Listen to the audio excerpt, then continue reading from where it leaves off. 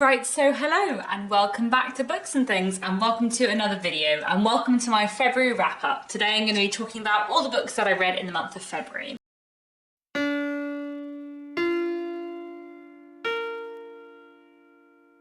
So in February I have 10 books which I have to talk to you about today, and I will start off as I always do with the classics. So I read 2 Victorian novels this month, both of which I was buddy reading with Jenny from Book of Shenanigans. I will link her channel down below. And first we read The Unclassed by George Gissing, which was a really interesting Victorian novel. I did already speak about this novel earlier in February when I made a video called Let's Talk About George Gissing, talking about George Gissing and my experiences of reading his work so far. But The Unclassed was a really interesting novel. I didn't love it as much as some of the other Gissing books that I have read, but I did find it really, really interesting. So The Unclassed is a late Victorian novel. George Gissing was writing in the kind of 1880s and 1890s, and The Unclassed is all about various people, about 5 different young people, 3 women and 2 men, all of whom are sort of linked together by various circumstances, and they're all kind of outside of Victorian society, whether that is to do with being kind of outside of traditional class structures, or being involved in sex work, or just kind of living outside of conventional Victorian life. And it's basically about these characters and how they all link together. There's a bit of a love story running through it, as you so often find in Victorian literature. But it's really a book, I would say, about class and about the kind of thin lines between class and the people who are kind of existing outside of the Victorian social system. There was a lot about The Unclassed that I really, really liked. I feel like the character relationships were really engaging. I really liked the characters of Ida and Maud especially, and I thought Julian was really interesting too. I kind of didn't love Waymark, who's like the main male character, but I feel like I wasn't supposed to always like him, so I kind of didn't mind that I found him quite frustrating, because I feel like that was sort of the point of his character in a way. And in general, I thought the novel was really, really interesting and engaged with a lot of really interesting ideas, especially to do with kind of class and kind of social positions and social structures, I suppose, in the Victorian period. I did, however, find the ending not really disappointing, but a little bit disappointing. And I feel like one of the reasons why I don't rate The Unclassed as highly as some other books by George Gissing is because I feel like it engaged with a lot of very, very similar themes to his later novel, The Netherworld, less well. I feel like The Unclassed is sort of a rehearsal for The Netherworld, and The Netherworld is supreme and fantastic and one of the best Victorian books ever, in my opinion. And actually reading The Unclassed has reminded me how highly I think of The Netherworld, but I feel like The Unclassed felt a little bit like a rehearsal for The Netherworld. So even though I really liked The Unclassed, it just wasn't as good as The Netherworld, and the character relationships were not as good, and the way it was exploring society, the nuances, everything is just better in The Netherworld.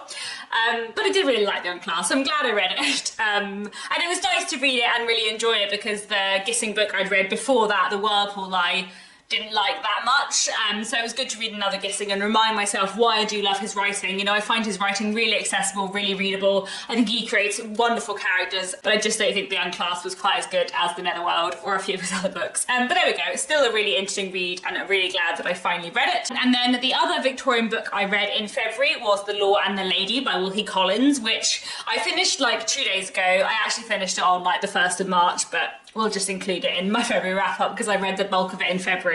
And I don't really know what I thought of The Law and the Lady. I don't know. I think I really liked it, but not in an uncomplicated way. So I've read quite a few books by Wilkie Collins now. He is an author who I find very, very hit or miss. And even the books of his that I really love, there's usually one element where I'm I don't really know why he did that, Wilkie Collins. That was a weird thing to do.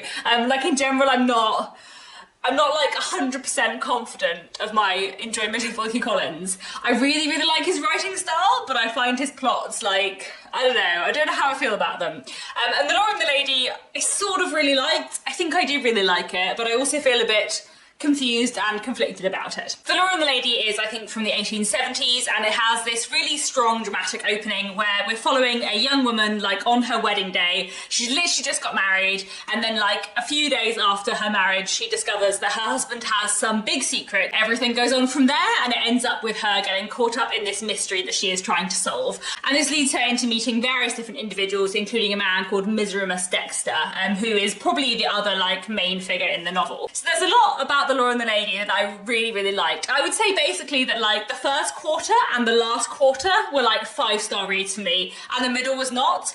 But I sort of feel like one of the reasons why I didn't love the middle was because I didn't anticipate the ending being as good as it was, and actually I really liked the ending, and I thought the ending was quite clever. I also kind of don't know what I made of a few of the characters, and there are a few of the characters who I don't like as much as I think I'm supposed to like, but I wonder if actually I'm not supposed to like them as much as it seems on the surface that I'm supposed to like them, if that makes sense. And I've also been trying to puzzle out what I think about the character of Miseremus Dexter. Dexter has a disability, he doesn't have legs and he is in a wheelchair. Disability is a theme that Wilkie Collins explores in a lot of his novels, and disability and characters with disability is in general something I'm quite interested in Victorian literature. And the presentation of Dexter is complicated because I don't think his presentation and his representation is always great, but at the same time he is like the dominant character within the novel. Like, even though you're seeing the novel from Valeria's perspective, I feel like coming away from the novel, the most interesting character, the most compelling character, the character I'm most like interested in reading about was Dexter, and I feel like that is kind of quite important in its own way. One thing I did do once I finished The Law and the Lady was go back to the chapter in this book. This is a non-fiction book called Plotting Disability in the 19th Century Novel by Claire Walker Gore. This is a book which is all about disability in 19th century literature, and specifically about kind of the extent to which disabled characters within 19th century novels have or don't have agency. So I read the bulk of this non-fiction work back in November last year, but there were a few chapters that I skipped because they were talking about novels I hadn't read yet. And one of those chapters was about The Law and the Lady. So I went back and read the chapter on The Law and the Lady afterwards. And I found it really, really interesting. And I found it really like help put my thoughts together about The Law and the Lady. Because I feel like, I don't know, the character of Dexter in The Law and the Lady kind of like undermines the central narrative because I cared about him more than I cared about Valeria, and I certainly cared about him more than I cared about Valeria's husband, who is the other kind of main male character in the book. And actually the fact that your focus is directed very much away from the husband towards Dexter is really interesting, and I feel like the way Claire Walker Gore explores that and talks about The Law and the Lady in this book was really, really good, and I feel like that really helped like put my thoughts together about The Law and the Lady. But at the same time, I don't know how I feel about The Law and the Lady. So basically it's another one of those Wilkie Collins books that I have slightly complicated feelings about, but I do think I really liked it. But I'm also sort of still pondering it. Wilkie Collins is strange. I still haven't made up my mind what I think about him as a whole. I'm going to try and read a few more books by him this year, and maybe I'll make an author spotlight video on him in Victober, because I feel like I have quite a few things to say about Wilkie Collins. But in general, my feelings are just like really complicated about his work, so, you know. Anyway, let's move on. I feel like I've been rambling about those two Victorian books for a very long time. I also read a Brazilian 19th century novel this month, which is this. This is The Posthumous Members of Brás Cubas by Machado de Assis, and I loved this very, very much. This was a real delight, a bizarre and wonderful and strange delight. So this is a novel from 1881, and the premise of this book is that it is the posthumous memoirs of the main character. So it is this main character who, after his death, is telling the story of his life, chiefly focusing on his kind of passionate love affair with a woman, a married woman, when he was in his kind of 40s, I think. But the thing that makes this book wonderful is its very unusual structure, and its very unusual writing style, because it's really, really, really meta. Like, it's very, very self-conscious, very, very aware of its mode as a literary form. The narrator is always really reflecting on the way in which he's telling the story. He jumps around in time a lot and always kind of explains what he's doing, and sometimes there'll just be like a random chapter all about one simile in a very, very delightfully, wonderfully strange way. I think the best way for me to explain this is to show you or to tell you about one or two of the chapters in particular. So for example, there is this chapter, which as you can see is just like silent dialogue, so it was just like various ellipses and two people's names, which is bizarre but works in the context of what it is. There's one chapter which is called The Flaw in the Book, in which basically the narrator is just talking about why this book shouldn't really exist properly, but he's going to carry on anyway. There's a few chapters which are entirely dialogue. There's one chapter which is just the epitaph on someone's gravestone. There's one chapter, my favourite chapter in the book, which is just this chapter, which is called Uselessness, and the text of the chapter is just, but either I'm very much mistaken or I've just written a useless chapter. Like, it's completely bizarre and strange in the most wonderful, wonderful way, and I just just thoroughly enjoyed it. Each chapter's very short. They're sort of maximum 2 or 3 pages, and it's just bizarre. So apparently this is like modelled on Tristram Shandy, which is an 18th century book, I think, which I have not read, which I would like to read. And actually, I've had no interest in reading Tristram Shandy before now, but having read this book, I feel like maybe I'd like to, because if it's in a similar style, maybe it'll be really fun. There was so much in it that I loved. It was just such a fun way of writing a book, and I feel like a lot of the reason why I love this book is more in the execution than the story, but actually it was just such a fun read and such an entertaining and different read that it was just wonderful. This is the second thing by Machado de Assis I've read. I've also read The Alienist, which I really enjoyed, so I'm definitely looking forward to reading more by him in the future. I think he's definitely an author whose work I will really enjoy. Then another classic that I read in February was this. This is Chaka by Thomas Mafolu. This is a book from Lesotho, and it was first published in 1925 and first published in English in 1931. And this translation was done by Daniel P. Cunning. This novel is really interesting. It's all about Chaka, who was a Zulu leader and emperor, and the book is kind of set up as a tragedy, I suppose, a sort of almost Shakespearean tragedy of Chaka's kind of rise to power and what happens when sort of power begins to take over him, I suppose, and when he becomes obsessed with power to the exclusion of all else. It's a really interesting book. It's very different to what I read in general. It sort of has a mythological tone to it, I suppose, and I found like the characterization and kind of Chaka's development and the way this book looks at power really interesting. I will say that I feel like it's one of those books that I found more interesting than I found it enjoyable. Like, it was a really interesting read because I have read nothing like this before, but I'm not sure that I necessarily completely enjoyed it or that I got like as much out of it as I would like to. I'm also going to link down below a video made by Roz from Stably Daddling About the Books, who also read this in February, and her video is much more in depth and she has her thoughts together much more than I do. I really recommend her video because I found it really useful in terms of thinking about this book and kind of understanding a little bit better, and I would highly recommend you going and giving that a watch as well if this is a book you're interested in. Moving into contemporary literature, this month I read a play. I haven't read a play for ages, but this month I read Lungs by Duncan Mcmillan, which I really enjoyed. This is a really interesting play that I just really liked, and it was such a quick read as well. I'd forgotten just how much I love reading plays, and this play works really well to read because it's just 2 characters having the conversation for the whole play, and that's all. So it's basically a play about these 2 people, a man and a woman, who are in a relationship, and at the very start of the play they decide that maybe they want to have a child, but they're not really sure about whether or not they want to have a child, and a lot of the play is about kind of them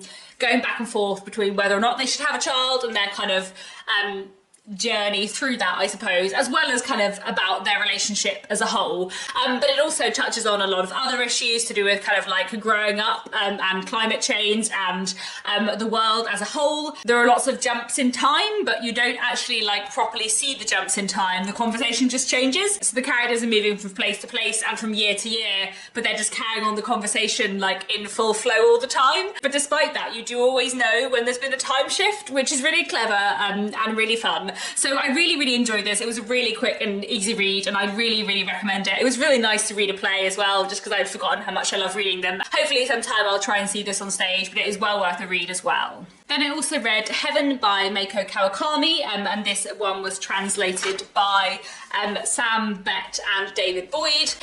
So this was a really interesting read that I almost loved, but didn't quite love, I don't know. So I've read one other book by Mako Kawakami, Mazai Sandwich, which I read a couple of years ago and absolutely loved. And I did love this, but not quite as much. I loved it like a lot for like 75% of it. Like, I was like in tears, incredibly emotionally involved by like page 36. But I didn't really love the ending. It didn't quite like hit the mark for me, I suppose. I didn't quite know what I was supposed to make of it, which I think, to be honest, is just partly to do with it being quite a literary book. I do like some literary fiction, but I do often find myself a little bit disappointed with the endings of more literary works of fiction because I like a tied up ending more, and that's just a very personal preference thing. But anyway, Heaven is a Japanese novel, and it is set in a high school, and it's about 2 students, both of whom are being very severely bullied. Our main character, our narrator, is a 14-year-old boy who has been bullied for a long time, and he's very unhappy at school, and one day he gets a note in his desk saying, "We should be friends," and he discovers that this is from a girl in his class who is also being bullied, and they kind of form this this bond and this friendship because they're both being mistreated by the people in their class so horribly, and they bond over it together and they become friends. And I really, really loved the connection between them. I loved the characterization. I really liked the kind of silent unity that these characters form, where they don't talk to each other in school and they don't show everyone else that they're friends because they're worried that people will, you know, treat them even worse. But outside of school, they have this connection between them, and they write each other letters. And I really, really loved all of that. I thought it was so well done and so poignant, and I really loved it. Like, I found this book so moving, but I just found the ending a bit strange, and I don't really know what I was supposed to take away from the ending. But I still thought it was a really engaging read. I would definitely recommend it. I just probably slightly recommend them as I sandwich more. Then this month I also listened to The Thursday Murder Club by Richard Osmond. This has been an incredibly successful book, especially in the UK. Everyone has been talking about it, everyone has been reading it, and so I thought it might be time to finally read it. And I didn't like it very much, and you know, that's fine because a lot of other people love it, and you know, I don't think Richard Osmond needs me to like his books because everyone else does, but it just, yeah, I didn't really massively get on with it. So I really like the premise. It is a cozy murder mystery novel about 4 people in a retirement village who form this murder club where they meet every Thursday to discuss murders, and then one day a murder happens in the local community and they decide to try and solve it. I think the main problem I had for me with the Thursday Murder Club is that I felt like all the characterization was a little bit flat, and so I felt like I wasn't really fully invested in the story or the characters. I did really like the premise, as I said, and I liked some elements of the mystery. Basically, the mystery has sort of 2 halves to its solution, and one half I really, really liked, and the other half I didn't like. And in general, I feel like there were a few too many red herrings and things like that. So there were some elements of it that I did enjoy. It has some funny moments, and I do like the premise, but it wasn't really for me. I didn't find it a hugely compelling mystery, so I don't think I'll be carrying on with the series. Then finally, moving on to some historical fiction, I read 3 historical novels in February, all of which I really enjoyed. And the first that I finished, which I'd started reading back in January, was The House of Footsteps by Matthew West. And this is a ghost story set in the 1920s. It's about a young man who is an art historian, and for his first job he is sent to this house in the middle of nowhere on the Scottish borders, where he is to document this mysterious art collection that no one has seen for many, many years.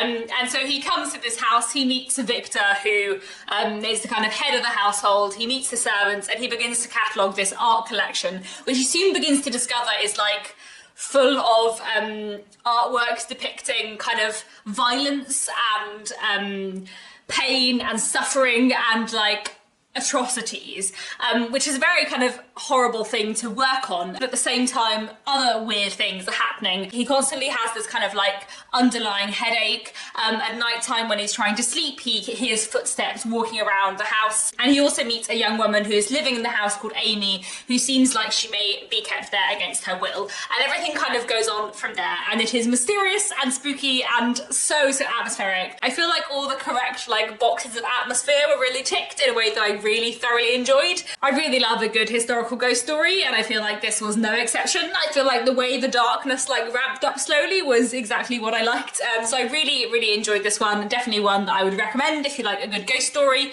and in general just a really interesting kind of gothic work of historical fiction. And the 2 other works of historical fiction that I read in February were both rereads to a greater or lesser extent.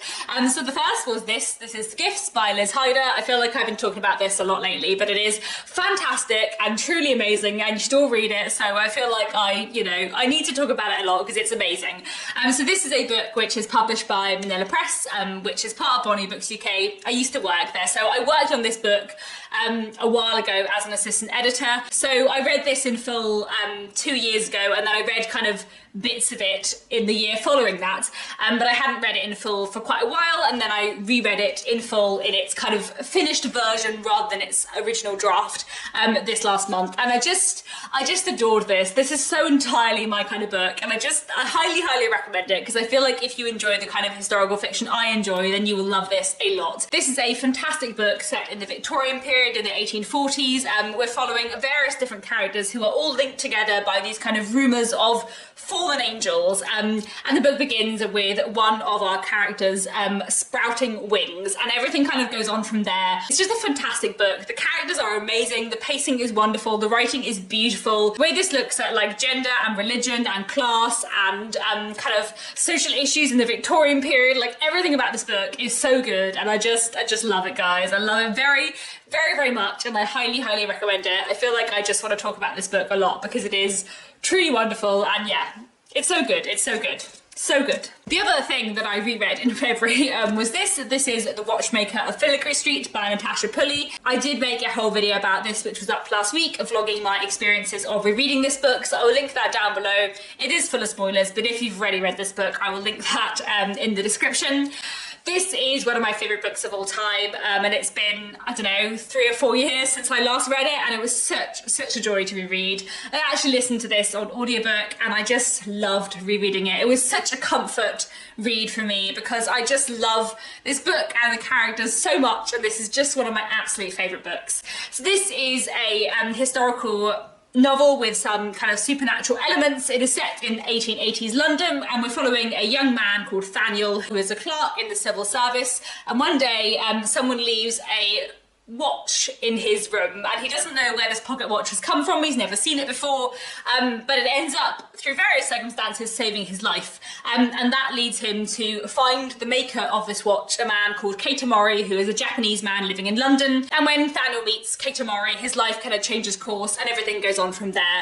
And I don't want to say too much more than this because I love this book so much. It is so quirky and delightful and wonderful. It looks at memory in such a fantastic way. I love all the clockwork in it. I love the character relationships so much. I love the way it looks at loneliness. I love the way it looks at Japanese culture and what it was like to be a Japanese person living in the Victorian period. There's just so much about this book that I love hugely, and is very, very dear to me. So it was such a joy to reread it. I did host a read along of this, and it was nice for lots of other people to read along with it too. I think quite a lot of people didn't like it as much as me, which is fine. You know, each to their own, and I feel like it's quite a strange book, which is one of the things I love about it, but I can kind of understand that it might not be everyone's cup of tea. But at the same time, I think a lot of people who read it did really like it and did get a lot out of it, so that's good too. And it was just, yeah, it was such a joy to reread it because I feel so very fond of this book, and because I've read the sequel as well, which I love. I feel like I'm very emotionally invested in these characters, and it was just really, really nice to meet them from the beginning again, and it was just, yeah, such a joy to read, made me very happy. This was a lovely thing to read this month. I felt like I really needed it, and yeah, what a joy, what a joy. So those are the books that I read in February. Do let me know down in the comments what you read in February, any highlights for you, how you read any of these books, and what did you think of them, and that's about all for now. Thank you very much for watching, and I'll be back very soon with another bookish video.